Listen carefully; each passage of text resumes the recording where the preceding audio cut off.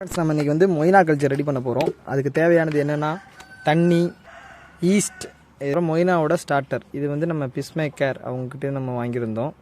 கல்ச்சரை வந்து ஒரு டப்பாவில் போட்டு மூடி வைக்கிறதுக்கு இது மாதிரி ஏதோ ஒரு கொசு போகாத அளவுக்கு இதை நம்ம கவர் பண்ணுறதுக்காக இது ஓகேங்களா. இதுக்குள்ளே கொசு போக முடியாது, ஆனால் காற்று போயிட்டு வர அளவுக்கு இருக்கணும். இது மாதிரி ஒன்று வேணும்.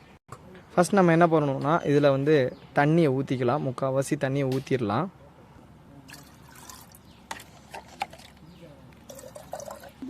தண்ணியை பார்த்திங்கன்னா நம்ம முக்கால்வாசி ஊற்றிட்டோம். இப்போ இது மாதிரி ஒரு சின்ன டம்ளர் எடுத்து அதில் கொஞ்சம் ஈஸ்ட்டை நம்ம கொட்டிக்குவோம். இந்த பக்கெட், அதாவது இந்த 2 டப்பாவுக்கு நான் ஒரே 1 ஸ்பூன் மட்டும்தான் ஈஸ்ட் எடுத்திருக்கேன். அதில் கொஞ்சமாக தண்ணியை ஊற்றி பார்த்திங்கன்னா நல்லா நம்ம கலக்கிக்குவோம். பார்த்திங்கன்னா நல்லா பால் மாதிரி கரைஞ்சி வந்துருச்சு. இதை வந்து நம்ம இந்த தண்ணிக்குள்ளே ஊற்றிக்கலாம். இதில் பாதி, ரெண்டுலேயுமே நம்ம பண்ண போகிறதுனால இதில் பாதி ஊற்றிக்கலாம். அதுக்கப்புறம் இந்த ஸ்டார்டர் கல்ச்சர் இருக்குது பார்த்தீங்களா, இதை எடுத்து இதில் பாதி ரெண்டுலேயும் பாதி ஊற்றிக்கலாம்.